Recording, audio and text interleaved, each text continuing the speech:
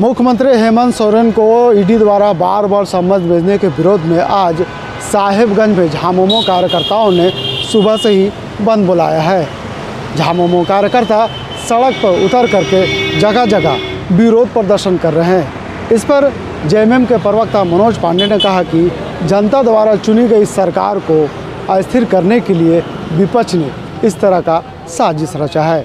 वहीं बीजेपी प्रवक्ता सरोज कुमार ने कहा कि एजेंसियां अपनी काम कर रही हैं और अगर एजेंसियों के जांच पर जेएमएम के कार्यकर्ता सड़क पर उतर कर विरोध करते हैं तो ऐसे में कहीं ना कहीं कानून के खिलाफ हो सकता है। तो क्या कुछ कह रहे हैं जेएमएम के प्रवक्ता और बीजेपी के प्रवक्ता, चलिए पहले हम आपको सुनाते हैं। नहीं, देखिए, वो आक्रोश कार्यकर्ताओं का नहीं है, वो पूरी तरह से झारखंड के 3.5 करोड़ जनता के आक्रोश सामने दिखता है।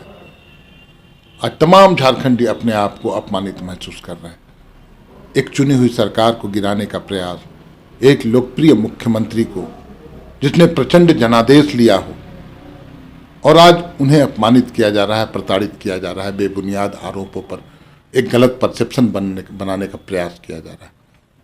तो ये उस आक्रोश की ही अभिव्यक्ति है। आज जो एक आंदोलनकारी का बेटा है और हम सभी झारखंडियों ने गुरुजी की अगुवाई में एक लंबी लड़ाई लड़ी है, तब झारखंड राज्य की स्थापना हुई।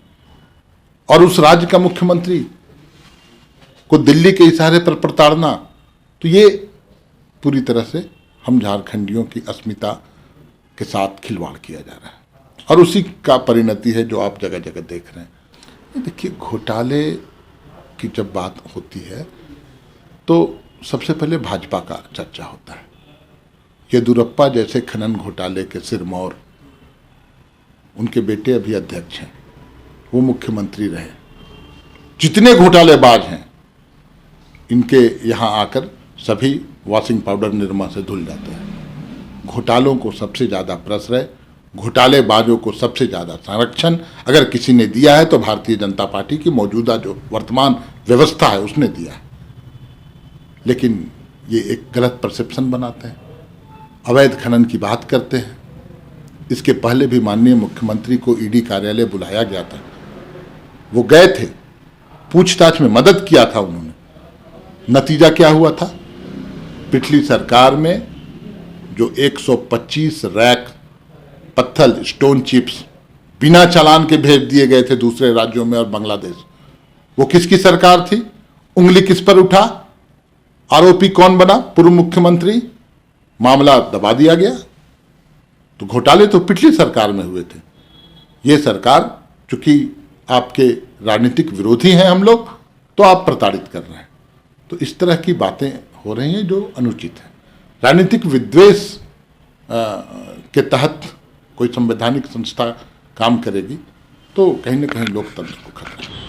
चरम पर भ्रष्टाचार है, चाहे जिस विभाग में हाथ डालिए, चाहे जिस इलाके में हाथ डालिए, चाहे खनन हो, चाहे ज़मीन हो, चाहे बालू हो, चाहे कोयला हो, सब जगह भ्रष्टाचार का तांडव मचा हुआ है। और जब भ्रष्टाचार के तांडव के बाद जब ईडी की कार्रवाई हो रही है, जब ईडी 8 समन के बुलाने के बाद भी लोग नहीं जा रहे हैं, भागे फिर रहे हैं, तो स्थिति ये है कि अब ये लोग को लग रहा है कि कहीं ना कहीं हम गड़बड़ियाँ की हैं और हमको कार्रवाई होगी, जेल जाना पड़ सकता है, तब ये लोग भागे फिर रहे हैं। और जब ईडी शक्ति दिखा रही है तब ये लोग जनता के वोट में छिपना चाह रहे हैं, जनता के पीछे छिप करके और क्रांतिकारी बन रहे हैं ये लोग, कि जैसे इनको ईडी फंसा रही है, ईडी ये कर रही है। अरे ईडी, आप बहादुर हैं तो जाके बताइए ना ईडी को सब कुछ कि भाई हमने कोई गड़बड़ियाँ नहीं की है, आप देख लीजिए।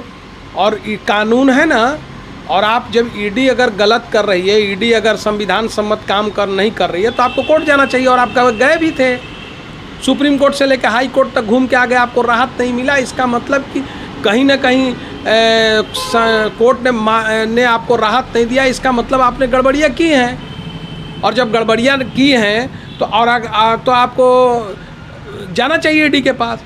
तो अब जब जेल जाने का डर है तो अब ये लोग जनता के वोट में छिपना चाह रहे हैं, जनता के वोट में छिप करके क्रांतिकारी बनना चाह रहे हैं कि हमको फंसाया जा रहा है, हमको ये इनको न सेंट्रल एजेंसी पर विश्वास है, इनको न न्यायालय पर विश्वास है, इनको किसी पर विश्वास नहीं है। ये लोग लूटेंगे, इनको लूट का छूट दे दिया जाए, यही कहना चाहते हैं। जेएमएम तो कहती बीजेपी सरकार ने लूट मचाया था साहिबगंज खनन में। अच्छी बात है, अच्छी बात है, हम उनका बातों का स्वागत करते हैं। क्यों नहीं जेल भेजते हैं? 4 साल हो गया ना, तो 4 साल हो गया तो आप कार्रवाई करके बीजेपी के विधायकों पर, बीजेपी के विधायक गड़बड़ी किए तो आपको कौन रोका है करने से?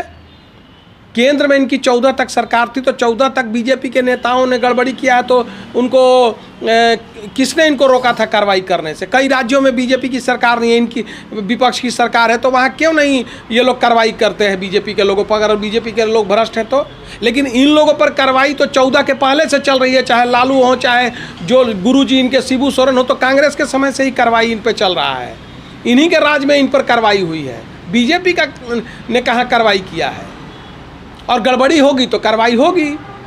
कह सकते हैं कि मुख्यमंत्री हेमंत सोरेन को ईडी द्वारा लगातार 8 सम्मन भेजा गया और 8वें सम्मन के बाद मुख्यमंत्री हेमंत सोरेन ने ईडी के अधिकारियों के समक्ष एक पत्र भेजा है और पत्र के माध्यम से उन्होंने बताया कि अब 20 तारीख को ईडी का अधिकारी उनके आवास पर आकर पूछताछ कर सकते हैं। अब देखने वाली बात यह होगी कि एक तरफ जहां साहिबगंज में जेएमएम के कार्यकर्ता सड़क पर उतर कर आज बंद बुलाया है और प्रदर्शन कर रहे हैं, वहीं दूसरी तरफ जब ईडी के अधिकारी मुख्यमंत्री हेमंत सोरेन के आवास में पूछताछ करेंगे तो उस दिन कार्यकर्ताओं की उबाल क्या होगी, ये तो आने वाला वक्त ही बताएगा। अपनी सहयोगी विशाल के साथ नौशाद, लाइव इंडिया, रांची।